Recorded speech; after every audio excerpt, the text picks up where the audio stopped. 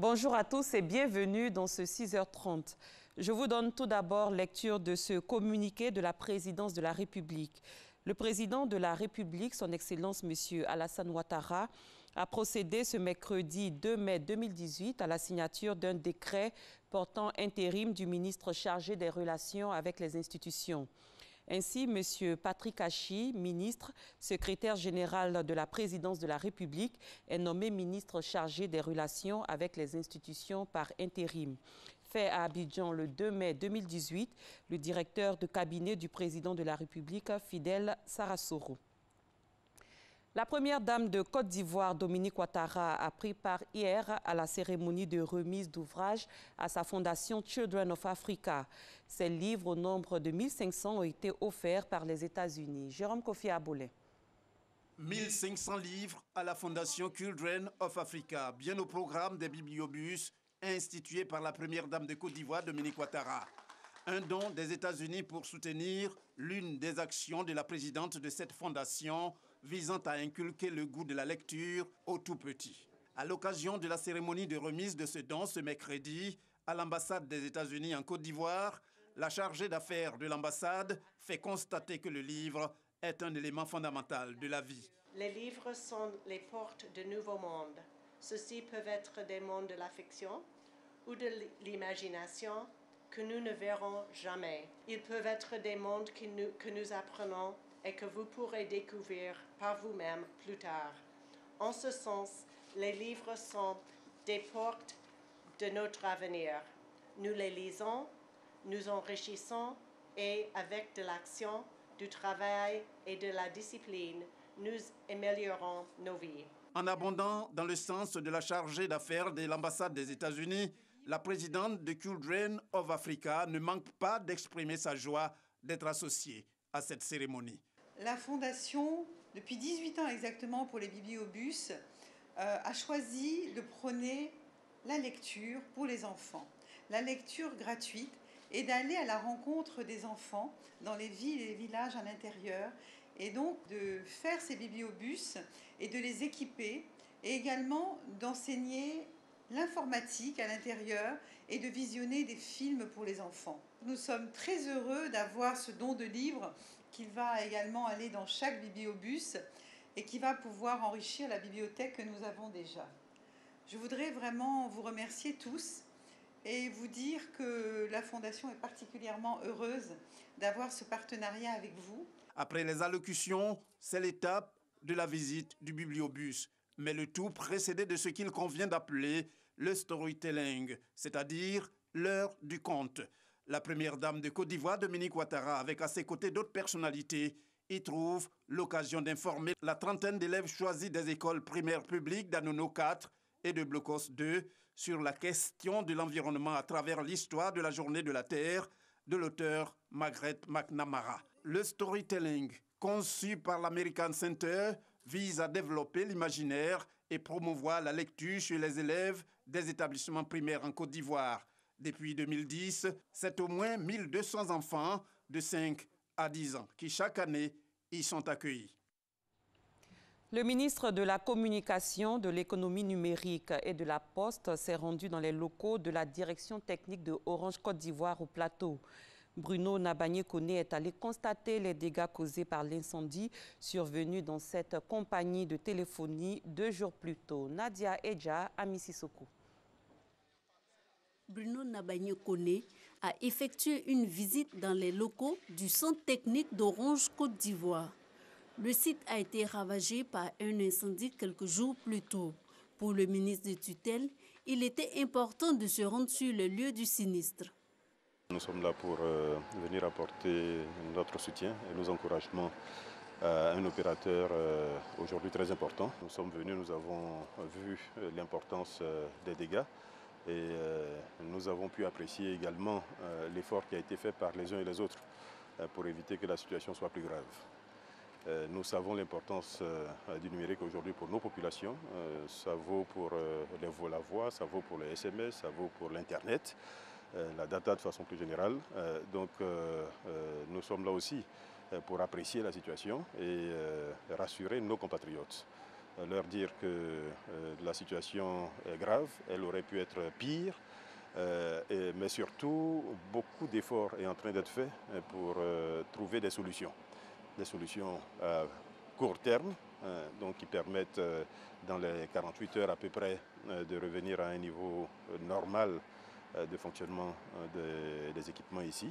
La visite est saluée par Didier Kla, directeur technique de la compagnie. Selon lui, ce grave incendie a particulièrement endommagé le câblage, causant des perturbations sur le réseau téléphonique et la connexion Internet. Aujourd'hui, nous avons l'ensemble de notre réseau de transmission qui est paralysé sur la ville d'Abidjan. Nos capacités Internet sont réduites à près de 50%. Les difficultés d'appel voix sur la zone du plateau. Pour le fixe, plateau Adjamé et Cocody sont impactés. Et aussi, nous avons quelques services, d'autres services, les entreprises, les GAB des entreprises qui ne marchent pas. Toutes nos équipes travaillent d'arrache-pied et nous tenons à rassurer que nous faisons le maximum d'efforts pour que les services soient rétablis dans les meilleurs délais. L'incendie est survenu à l'aube lundi dernier. Les raisons sont encore méconnues. L'enquête policière est en cours. Le monde entier célèbre aujourd'hui, jeudi 3 mai, la journée de la liberté de la presse. Une journée qui permet de mettre en relief les principes fondamentaux de la liberté de la presse, d'évaluer la liberté de la presse dans le monde et de défendre l'indépendance des médias et rendre hommage aux journalistes qui ont perdu la vie dans l'exercice de leur profession. Aujourd'hui, jeudi donc 3 mai, c'est la journée mondiale de la liberté de la presse. En prélude à cette célébration, l'Institut Polytechnique des sciences et techniques de la communication a tenu ce mercredi un panel autour du thème « Enjeux et défis du numérique dans la valorisation des contenus de presse ». Ce panel vise à encourager les journalistes à utiliser les nouveaux médias tout en respectant l'éthique et la déontologie du journalisme. Issaïou. Paru dans la presse dans les années 70, le numérique est aujourd'hui au cœur du dispositif de tous les médias. L'Institut Polytechnique des sciences et techniques de la communication, ISTC, met à profit la Journée mondiale de la liberté de la presse pour sensibiliser les journalistes sur l'opportunité de son usage. N'est journaliste que celui qui est attaché aux faits. N'est journaliste que celui qui est préoccupé par le respect de l'éthique, par le respect de la déontologie, par le respect des tests et par le respect de la ligne éditoriale qu'il emploie. Je pense que c'est ce carré qui doit être le bréviaire du journaliste. S'appuyant sur le thème « Enjeux et défis du numérique dans la valorisation des contenus de presse », les panélistes exhortent les journalistes à une meilleure utilisation des réseaux sociaux. Le vrai boulot, c'est de rester un journaliste comme avant. Le métier n'a pas changé, c'est de donner une information fiable, vérifiée, mais le plus rapidement possible. Pas parce qu'on est sur le numérique qu'on ne va plus respecter les règles d'éthique et de déontologie. Le média peut changer, le support peut changer, mais l'éthique journalistique, elle, demeure. Le digital également donc, donne l'opportunité de créer en fait du contenu, mais également des contenus avec tous les supports sans réellement de limite. Parce qu'il faut indiquer que les médias classiques qu'on avait, c'est-à-dire soit des questions de temps ou alors d'espace. Le digital réellement donc offre une palette d'opportunités, mais il faut savoir donc réinventer en fait les médias dans le contenu. Cette rencontre qui a eu lieu en prélude à la célébration de la Journée mondiale de la liberté de la presse a été l'occasion pour l'ISTC de décerner des diplômes d'honneur à tous les étudiants ayant contribué à l'animation du journal de communicateurs. Un hommage a également été rendu à Kone Paragasoro, Ebony 2017, journaliste à la RTI et ancien étudiant de l'ISTC. Le responsable de la communication de la Banque africaine de développement a eu des échanges avec un groupe de journalistes. Il s'agissait pour lui de revenir sur les nouveaux rapports que la BAD entend nouer avec la presse. Les détails avec Jean-Luc Bambou. Le groupe de la Banque africaine de développement, BAD, entend faire des médias un partenaire stratégique dans sa mission de faire reculer la pauvreté dans ses pays membres. Il s'agira, au dit du directeur de la communication de cette institution, de mettre en lumière toutes les actions qui visent à contribuer au développement économique du continent. Il y a tant de choses qui se passent et nous ne pouvons pas continuer à travailler comme si de rien n'était. Nous devons avoir une nouvelle stratégie et une nouvelle vision de ce que nous devons activement faire aux côtés des médias qui sont des partenaires stratégiques. Une implication des médias qui devrait se traduire en des visites sur le terrain afin de témoigner de l'impact des actions de la BAD sur les populations des pays membres. Nous allons également organiser au cours des prochains mois des visites de projets pour les médias pour qu'ils puissent non seulement visiter nos projets, mais également parler aux villageois pour jauger des impacts de développement. C'est donc ici un des éléments d'une action plus large. Pour joindre l'acte à la parole, une délégation de journalistes se rendra en fin de semaine dans des villages de Yamoussoukro pour visiter le projet Simol Undong Village, un projet de développement rural d'origine coréenne qui s'articule autour du changement de mentalité et de l'implication des populations rurales dans la réalisation des infrastructures de développement de leur localité. Des responsables de l'ambassade de la République populaire de Chine en Côte d'Ivoire et du ministère des Sports et Loisirs ont effectué le déplacement sur le site de construction du futur stade olympique d'Ebempe au nord d'Abidjan. Il aura une capacité d'accueil de 60 000 places. Les travaux avancent bien. Leur coût, 67 milliards 500 millions de francs CFA. Serge Collier. 16 mois après le lancement des travaux, le futur stade olympique d'Ebempe se met progressivement en place.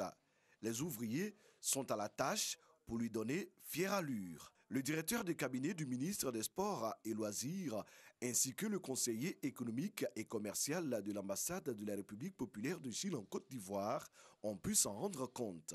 Les travaux évoluent bien. Ils sont à plus de 25% de taux d'exécution et nous sommes aujourd'hui satisfaits de l'évolution de ces travaux. On était inquiets lorsque nous lancions ces travaux en 2016, mais 2 ans après, nous sommes en tout cas heureux de constater que la partie chinoise est à pied d'œuvre pour faire en sorte que les délais consignés dans le cahier de charges de la CAN 2021, les délais seront tenus. Ce stade qui aura la forme d'un nid d'oiseau est bâti sur une superficie de 20 hectares. Il aura une capacité de 60 000 places. Peut-être vous connaissez le nid d'oiseau à Beijing. Ça sera le nid d'oiseau en Afrique. Donc ça sera un stade le plus grand, le plus moderne et le mieux équipé de toute l'Afrique. Il s'agit d'un projet de coopération entre le gouvernement chinois et le gouvernement ivoirien. Donc le gouvernement chinois attache une grande importance à la qualité, au délai des travaux. Le futur stade olympique de la Côte d'Ivoire sera livré en octobre 2019. Il abritera le match d'ouverture de la Coupe d'Afrique des Nations 2021 qui sera organisée en Côte d'Ivoire. Sous d'autres cieux en Arménie, l'opposant Nicole Pachinian a appelé hier à cesser les manifestations. Il a assuré avoir obtenu le soutien de l'ensemble du Parlement pour son élection au poste de Premier ministre le 8 mai prochain. L'opposant, seul candidat, avait échoué à être élu Premier ministre par le Parlement et le Parti républicain au pouvoir. Il avait appelé mardi ses partisans à la désobéissance civile. Ce mercredi, des milliers de manifestants avaient bloqué les routes, le métro et les trains. L'organisation séparatiste ETA a annoncé hier avoir dissous toutes ses structures après des décennies d'attentats meurtriers. Dans une lettre datée du 16 avril, publiée mercredi 2 mai par le journal en ligne espagnol El Diario ES. Ainsi prend fin ce 6h30. Merci de l'avoir suivi. Très bon début de journée à tous et à toutes.